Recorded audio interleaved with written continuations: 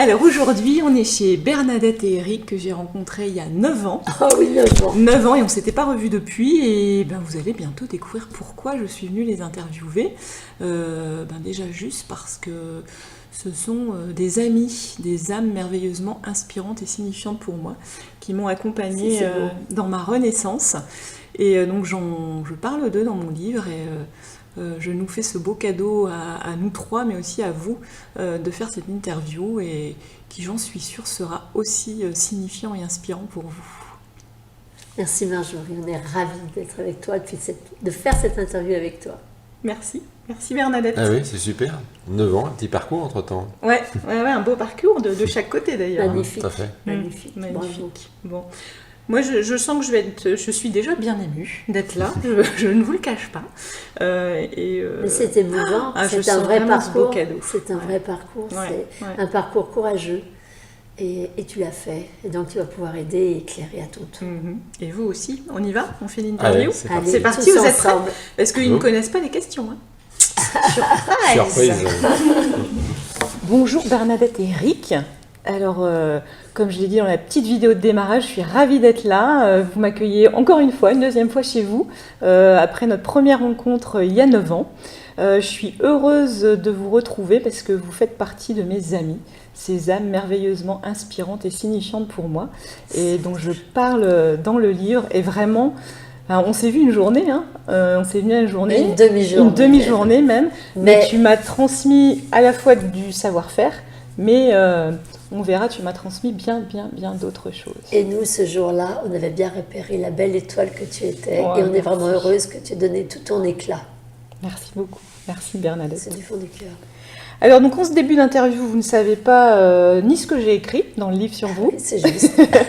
ni les questions que je vais vous poser.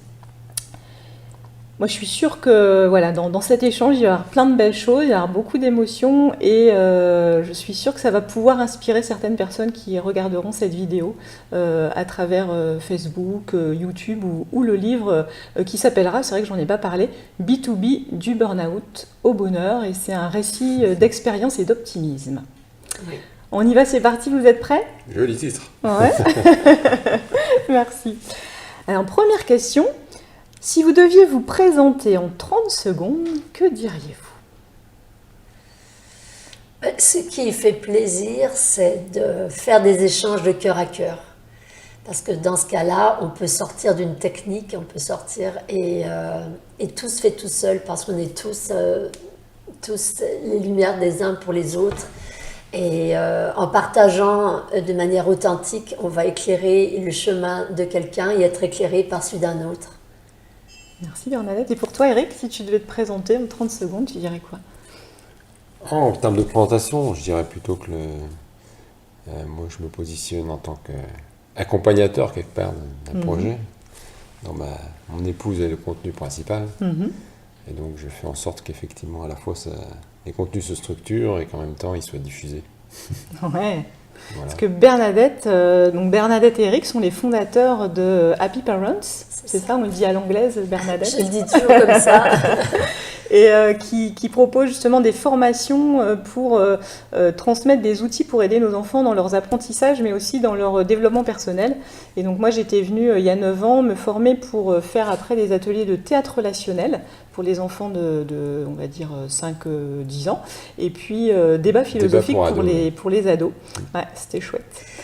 Et en fait, c'est vrai que nos outils développent. Alors, on a la partie scolaire, puis on a la partie personnelle. Ouais. Et voilà, ce que j'avais observé, c'est qu'on pourrait être le meilleur élève, avoir le meilleur enseignant, avoir les meilleures techniques, et que l'enfant, je ne sais plus si je l'ai dit, mais le plus intelligent du monde, et que cet enfant, il snague entre 8 et 11, et c'est trop malheureux. Et en fait, c'est que cet enfant, il a des problématiques de vie bien plus importantes à résoudre qu'un problème de maths ou un exercice de grammaire. Voilà.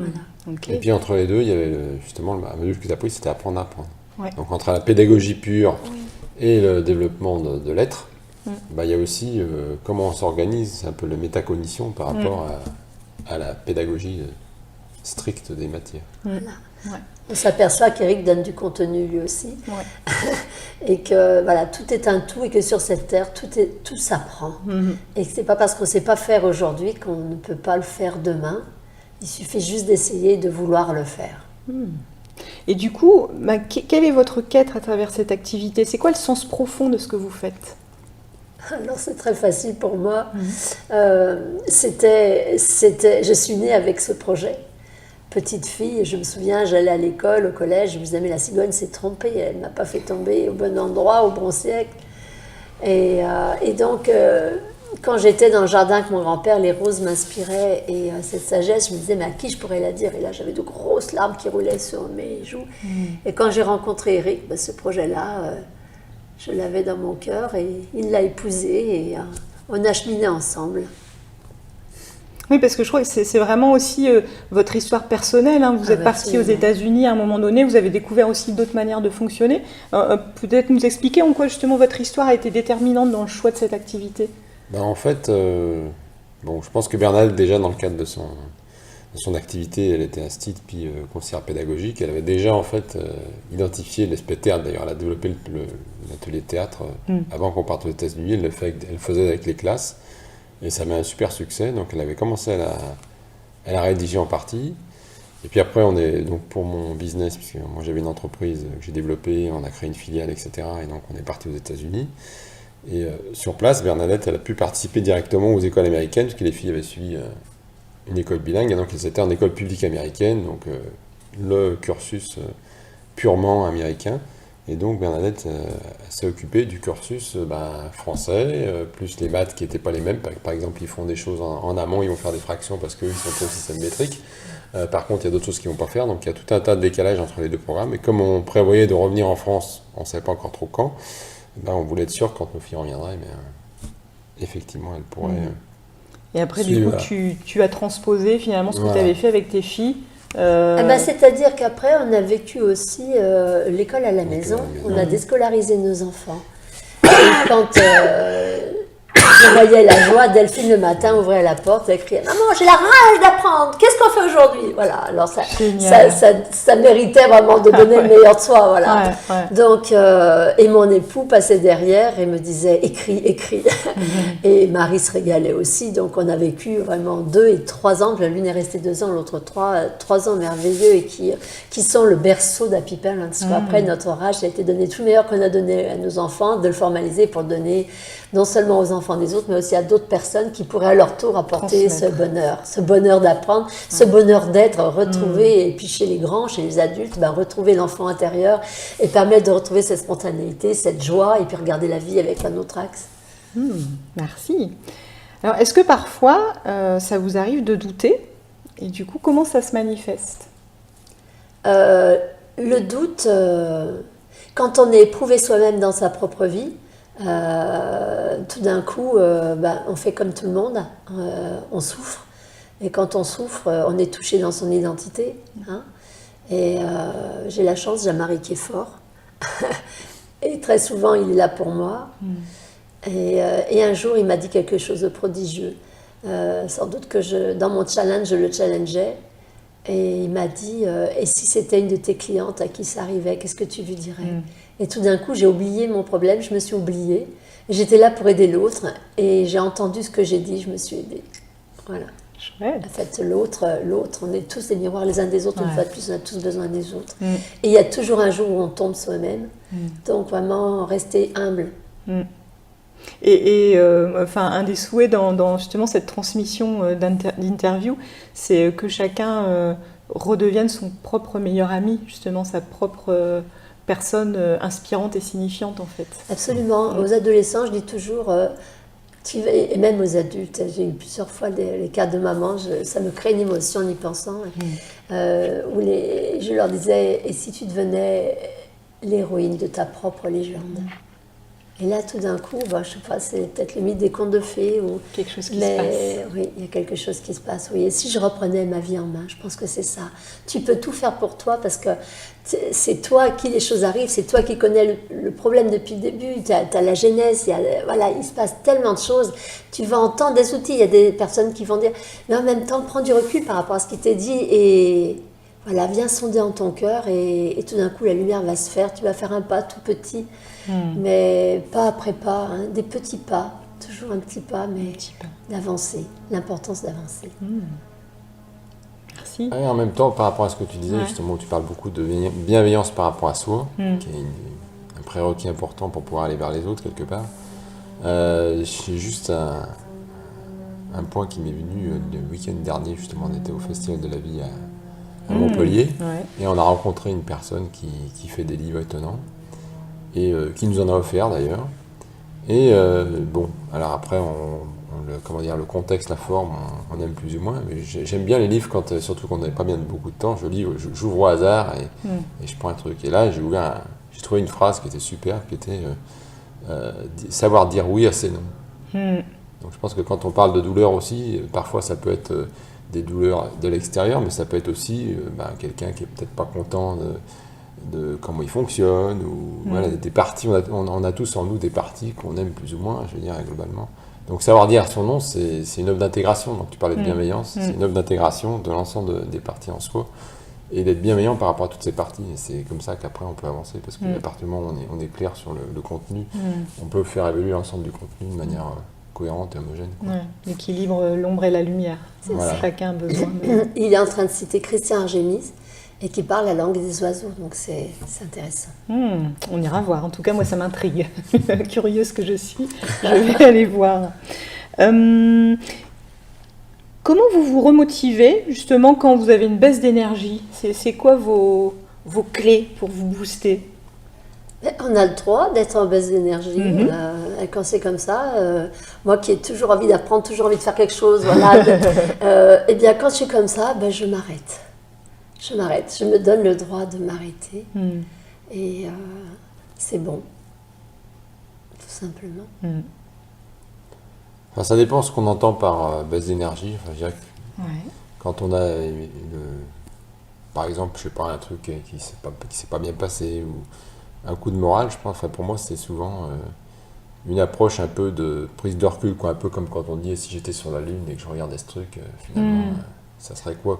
Ou si j'étais dans 10 ans et que je regardais ce truc, ça serait quoi. Ah ouais, question intéressante. Voilà, donc soit par rapport à l'espace, soit par rapport au temps, c'est de se détacher, prendre du recul, se détacher et regarder l'événement finalement de loin et le relativiser complètement. Et puis du coup, derrière, reprendre. Après, j'aime bien se recentrer sur la joie d'être, tout simplement. D'être même pas un corps humain, mais d'être conscient en fait. Le fait de savoir qu'on existe, c'est déjà d'être, c'est déjà magique, quoi. Et donc à partir de là, cette magie-là, plus la magie de la vie elle-même, tout ce qu'il y a autour, ce qui existe, une plante, même des choses fabriquées par l'homme qui sont... On dit souvent que c'est artificiel, mais en fait c'est un faux mot, parce que c'est fabriqué par l'homme à partir de choses naturelles.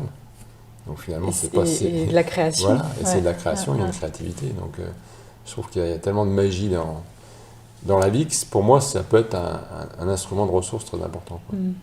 Et puis se recentrer sur le maintenant, quoi.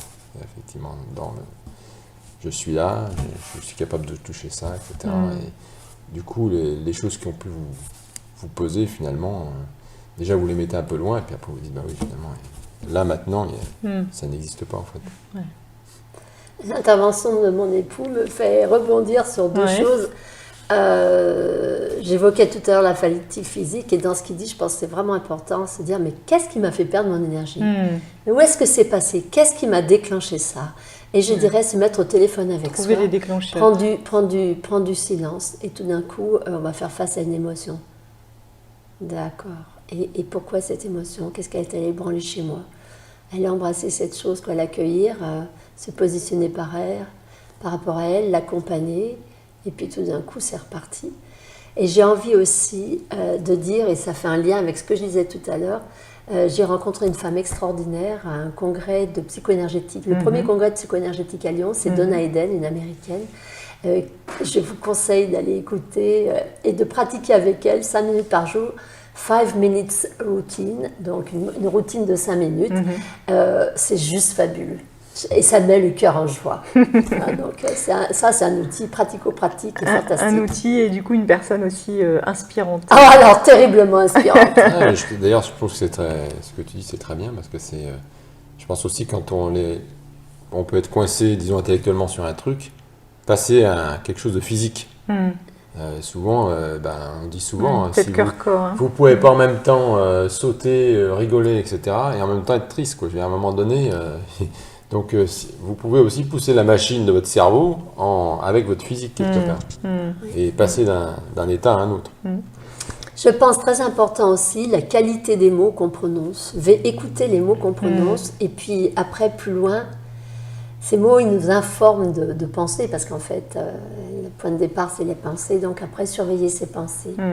Et quand on est dans une phase délicate, eh bien, quand on a des pensées négatives qui arrivent sur les autres, sur les choses, à chaque fois qu'il y a quelque chose de négatif qui arrive, hop, c'est hop, hop, hop, hop, hop, et se forcer à apposer quelque chose de positif, parce que il va arriver un moment, le cerveau, il est comme l'humain, il est paresseux et il va aller direct au positif, parce que de toute façon, à chaque fois, on va le faire repasser, ça va lui demander un effort, et il va se rebrancher au positif. Le et en même temps. Il y a ça, mais et en même temps, qu'est-ce qu'il y a de positif Absolument. et dans le problème Exactement. et en dehors du problème. Oui, absolument. Alors vous avez déjà parlé de 2 personnes qui vous inspirent, etc. Mais est-ce que vous avez un mentor ou un ami, justement, ou une amie, une personne inspirante et signifiante pour vous? J'imagine qu'il y en a certainement plusieurs. Hein, Pour mais moi, c'est à là, travers des multiples lectures, donc Ah c'est oui. pas Ouais. une personne en particulier, mais c'est vrai que par exemple, quand j'ai découvert les écrits d'Eckhart Tolle, par exemple, pour moi, ça a bien résonné. Enfin, moi, justement, cet aspect mais hygiène mentale, en fait. Enfin, qu'on retrouve dans les techniques qu'on peut, quand on a des problèmes, effectivement, c'est aussi, bon là, on n'en a pas encore parlé, mais la méditation avec cette hygiène mentale, de contrôler quelque part ses pensées et de faire venir quelque part aussi d'autres. Ça va pas, l'énergie, tu dis j'ai pas d'énergie, mais finalement, si tu te mets en méditation et que tu imagines que tu as de l'énergie qui t'arrive, finalement, petit à petit, tu vas finalement ressentir, parce que quelque part, on crée son énergie avec ce qu'il y a autour, quoi. Donc, en termes de mentor, oui, il y a tellement de... Alors, il y a d'ailleurs, j'aime beaucoup ce qu'il écrit, il y a Deepak Chopra. Oui. J'ai lu un livre extraordinaire, là. Il y a 2 livres extraordinaires que je pense, là. C'est Semer des graines de bonheur dans le cœur des enfants. C'est toi qui peux dire le titre, parce qu'il est imprononçable pour moi. Ce moine bouddhiste, Einstein, je sais pas quoi. Ah, Intin Chan. Voilà. Et puis, il y a aussi les principes Toltec enseignés aux enfants par Florence Millot, qui est fabuleux. Mais tu vois, Marjorie, le temps va, le temps avance. Il y a plein de modes, il y a plein d'auteurs, mais en fait, je crois que le temps d'une spiritualité laïque est arrivé, et j'y suis. Et tu parles de mentor, peut-être que c'est mon amie Béatrice, Béatrice Renoux, qui se définit comme guérisseuse d'âme, qui m'a ouvert cette voie d'oser dire, quoi, qui m'a permis d'exprimer. Parce que, bon, c'est vrai qu'il y a 15 ans en arrière, quand j'ai commencé, quand je disais le mot amour, ou quand j'agissais avec amour, on me regardait comme si on m'a même posé la question parfois, est-ce que tu fais partie d'une secte? Non, je laisse juste parler mon cœur. J'essaie juste d'être en accord avec lui, d'être vrai, quoi, et ça dérange, ça peut déranger. Mais en fait, quand on débranche le mental, je crois que c'est M. Midal qui a écrit Foutez-vous la paix. Quand on débranche le mental et qu'on se branche sur le cœur, là on trouve sa boussole intérieure. Et là on est branlé moins facilement parce qu'on est dans son axe, quoi. Et après on sait comment les humains sont faits, on sait qu'on est faillible soi-même. Et justement, les 4 accords Toltec là, vont nous éclairer et nous... et j'adore ce livre. Alors, les accords Toltec, je les avais lus, mais le livre de Florence Millot, je le trouve particulièrement bien, parce qu'il vient nous parler tout petit, comme nos mamans feraient, là, pour nous expliquer comment les choses se passent. Et ce livre, il est à lire en famille, à 4 mains, à 8 mains, à 16 mains. Parce qu'il y a des histoires qui vont toucher le cœur des enfants, puis il y a d'autres qui vont toucher le cœur des parents. Et je le trouve vraiment très bien fait, très inspirant. C'est bien, vous avez donné déjà plein de beaux petits trésors là, à aller creuser en fonction de là où chacun est finalement, et dans l'élan de... Moi j'aime bien ce côté élan en fait, parce qu'effectivement souvent on nous demande des exemples de livres, et c'est pas facile parce que ça a été bon pour moi à ce moment-là, mais je ne sais pas où vous en êtes en fait. C'est donc aller aussi rencontrer les auteurs, aller dans la librairie, feuilleter, puis il y a un livre qui va vous choper, c'est que c'était le bon à ce moment-là en fait. Okay. Si, autrement, c'est vrai que le livre qu'on préconise souvent, c'est Jacques Salomé, enfin les contes. Ouais. pour quand on travaille avec les enfants, c'est vrai que... Alors, j'adore Jacques Salomé, qui est un peu le fils spirituel de François Dolto. J'adore François Dolto. Et il y a aussi quelqu'un qui écrit. Alors, il y a beaucoup de psychothérapeutes qui maintenant écrivent des histoires pour enfants. Je voudrais signaler les livres de Gabrielle Phillips, qui sont fantastiques. Il y en a d'autres. Il faut absolument passer du temps sur les diaporamas de Nicole Charest, qui sont terriblement inspirants. Sur Internet, il y a aussi Dominique Jeanneret, qui a un blog et qui produit des idées merveilleuses tous les jours, des pensées lumineuses. Puis il y en a encore d'autres qui m'excusent pour ceux que j'oublie de citer, mais... Non, et déjà là, on a des belles ressources, c'est chouette. Est-ce que vous avez un rêve que vous n'avez pas encore réalisé? Moi, je crois qu'il est en cours de mise en place. C'est-à-dire que ce qu'on veut faire sur une autre partie de notre vie, c'est finalement d'inviter des personnes, donc là plus d'une manière physique. C'est pour ça qu'on a fait des évolutions sur notre maison, mais après on peut faire ça par conférence en ligne, par conférence déportée, etc. Et c'est à la fois, donc nous on a des thèmes qu'on veut développer à ce moment-là, qui seront des thèmes plus, enfin, pour ma part, ça sera donc plus sur la compréhension de l'univers, le fonctionnement de l'univers, la conscience, etc. Donc tous ces thèmes-là. Et puis, donc soit des thèmes que nous on va animer à partir d'un certain nombre de recherches qu'on a fait, à la fois livresque et même expérimentale, et puis faire venir des conférenciers qui justement sont sur ces thèmes et qui peuvent apporter des choses et qui seront contents de présenter. Ou les gens... Donc là, c'est quelque chose, pour nous, c'est animer quelque part des groupes de réflexion autour de thèmes un peu clés et qui sont pas toujours abordés. Et voilà. Et dans la transmission. Tout à fait. Toujours. Ouais. Oui, et puis aussi faire réunir régulièrement des personnes qui ont chacune quelque chose d'extrême. Voilà, chacune a une passion, qui peuvent être très différentes les unes des autres, et à nous tous, proposer des sujets et faire sortir quelque chose est toujours au service des autres, quoi. Sachant que parallèlement, ce qu'on veut faire, c'est un peu une sorte de tour du monde par morceaux, mais agrémenté justement de rencontres. Ouais. Donc on est en train d'établir un réseau sur différents thèmes. Et après, c'est rencontrer ces personnes, que ce soit aux États-Unis, en Chine. Diffuser, partager. Et que derrière, qui pourront aussi alimenter ces conférences, etc. Enfin, voilà, après, Génial. C'est des pistes, mais voilà, on a encore plein de projets. Super. Puis il nous en faut jusqu'au bout. Alors, l'interview arrive à sa fin. J'ai encore une question et après j'aurai un petit cadeau à vous offrir. Donc l'interview est terminée. Avec quoi vous repartez, vous, de cette interview? Mais ça ouvre une petite fenêtre sur ton livre. Ça nous fait plaisir, ça nous montre bien toute la profondeur qu'on avait vue en toi. Ça montre qu'on est bien en quête de la même chose, on est sur la même longueur d'onde. Apprendre, partager, échanger, pour donner, aider, éclairer, être chacun une petite lumière. C'est le livre de Donald Walsh. Voilà. Et il a écrit 2 albums pour les enfants qui sont absolument à faire connaître. C'est La petite âme et la terre, Petite âme et le soleil.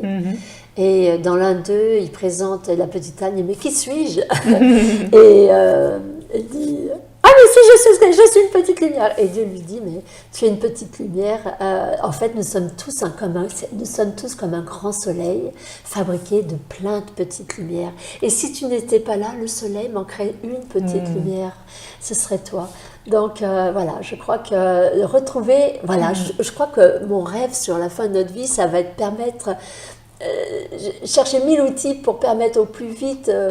à chacun de retrouver sa propre lumière pour irradier tout simplement, sans les chercher, faire une école de je sais pas quoi ou je sais pas quoi, juste trouver sa lumière, et puis parce que c'est en la répandant qu'elle devient plus lumineuse et qu'elle s'active elle-même.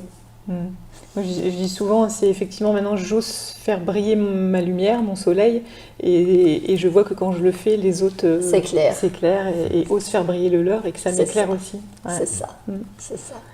Et pour toi, Eric, tu repars avec quoi de cette interview? Je pense que j'ai bien aimé le fil conducteur. On sent bien qu'il y a le fil conducteur par rapport à quelqu'un qui a eu un burn-out et quelles sont les clés sur lesquelles il peut s'appuyer pour ressortir. Et le fait d'avoir à l'expliciter, de le formuler, c'est toujours intéressant. Ok. Alors l'interview en lui-même est terminée. Et là, j'aimerais vous faire un cadeau en vous lisant ce que j'ai écrit dans mon livre sur votre partie. Alors, j'espère que je vais réussir à le lire sans pleurer. Attends, c'est peut-être nous qui allons filmer, là, alors. C'est émouvant hein, pour moi de vous offrir ce cadeau. D'autres belles âmes rencontrées tout au long de mon chemin ces dernières années ont contribué à me sentir vivante. J'ai envie de dire à oser me sentir vivante. À oser faire briller mon soleil, on en parlait juste à l'instant. À oser aller explorer ma mine d'or et en extraire mes pépites. 2 autres personnes ont notamment contribué au tout début de ma démarche mais qu'est-ce que je voudrais vraiment faire quand je serai plus grande ? Et c'était dans les 40 ans. À une étape où j'étais encore trébuchante par rapport à mon potentiel lié à ma mission de transmettre. Il s'agit de Bernadette et d'Éric Dulin, créateurs de Happy Parents. Eux aussi, à leur manière, ont porté un regard sur moi qui me disait avec beaucoup d'amour et de bienveillance « Vas-y, fais-toi confiance, tu es faite pour ça ». À l'époque, il n'y avait pas beaucoup de formations autour de l'éducation relationnelle et émotionnelle, surtout pour animer auprès du public enfant et jeune. Et un jour, mes recherches m'ont permis de découvrir Happy Parents. Je suis allée chez Bernadette et Éric, suivre les formations pour animer des séances de théâtre relationnel pour les 5-10 ans et débats philosophiques pour les ados.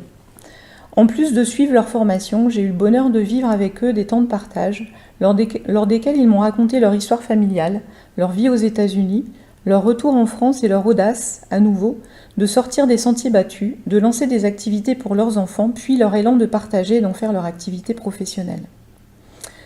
Leur histoire venait ancrer à ce moment précis de la mienne que tout était possible, que j'avais le droit de faire des choix différents, qu'au plus j'étais alignée avec mes choix, au plus le monde allait contribuer à réaliser mes rêves et vivre la vie qui me convient.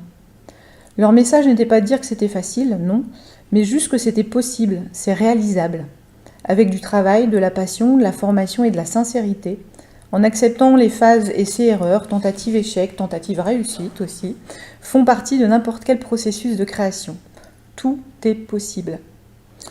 Et je pense que ce que je retiens le plus de ces quelques moments d'échange avec Éric et Bernadette, c'est probablement cette intention de base, « suis ton cœur ». Je me souviens pas précisément de leurs mots et de ce qu'ils m'ont dit à l'époque, mais en tout cas ce message que je retiens de notre rencontre, c'est celui-là, « suis ton cœur ». Je pense que j'ai bien suivi ce message et qu'il continue à me guider dans mes choix de manière consciente et inconsciente d'ailleurs. Magnifique. Voilà ce que vous m'avez apporté. Ça me... Surtout que c'est à 9 ans et aujourd'hui c'est encore plus vrai. Enfin, je veux dire par là, si j'ai à résumer ce que Bernadette essaye de transmettre, c'est effectivement agis avec ton cœur. Et aujourd'hui, ce qu'elle peut le dire aujourd'hui, c'est que ça s'est entendu, alors qu'il y a 10 ans, comme elle disait, c'était un truc un peu bizarre, quoi. C'était bizarre, d'ailleurs. Bizarre. Je me retenais, Je pense qu'aujourd'hui, ça a une audience, quoi. Oui, parce que là, son livre qui est sorti, elle a fait un tabac au niveau des médias, parce qu'effectivement, je pense qu'elle parle différemment, alors que bon, c'est vrai que le contenu, voilà. Et c'est vrai que je pense que vous ne me l'avez pas dit avec ces mots-là, hein, mais c'est dans qui vous étiez là, et votre façon de transmettre. J'essayais je donnais le minimum, parce que je savais que j'aurais le peu que je pouvais déjà donner en étant, c'était ce qui pouvait passer. Et si j'en avais trop donné à l'époque, ma porte, on me l'aurait fermée et je voulais pas. Et je suis très très touchée par ce texte que tu avais préparé, mais qui vient illustrer l'échange qu'on a eu juste avant. C'est impressionnant. C'est ce que je me suis dit aussi en échangeant. Et c'est un texte que j'ai écrit il y a plusieurs années en fait déjà. Dans le livre, je ne sais plus à quel moment ça arrive dans le livre, mais page 195, donc voilà. C'est voilà, et je le ressens encore vraiment maintenant, et c'est vraiment ça. Tout est possible si tu suis ton cœur. C'est vraiment le message avec lequel je suis repartie de chez vous en une demi-journée. C'est pas beau la vie. Oui. C'est vrai que le message il est pas long, hein. Mais il est essentiel finalement. Et encore une fois, dans ma démarche professionnelle, vous étiez les premiers à m'apporter ce regard-là. À ce moment-là, c'est ça. C'était le bon moment, bon endroit avec les belles personnes. Et c'était dans la bonne terre, dans la belle âme, la tienne. Merci beaucoup. Merci Bernadette.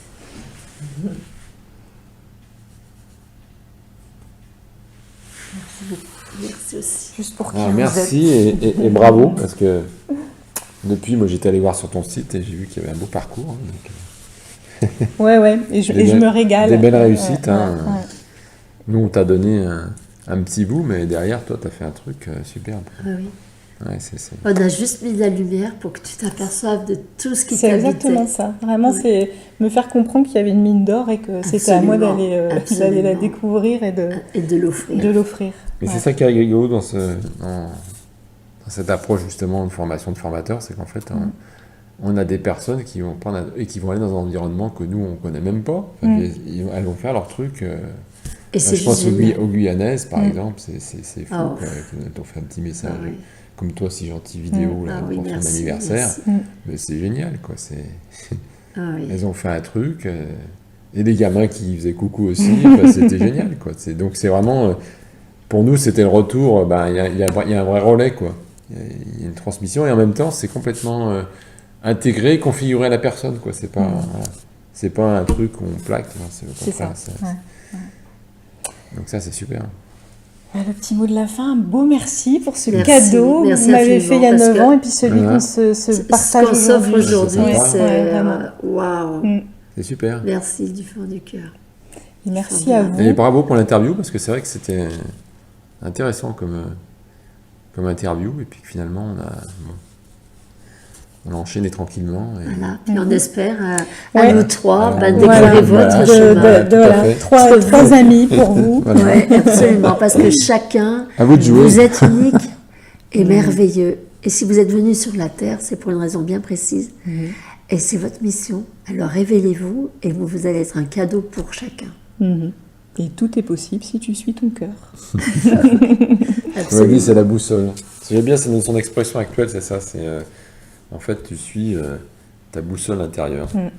Boussole étant. Et tout devient simple, tout s'axe. Je pense que c'est vrai que c'est aussi. C'est une belle interview, merci. Merci Merci beaucoup. beaucoup, Merci hein, à vous c'est de nous sympa. avoir écoutés. Et puis à la prochaine. Ciao, ciao.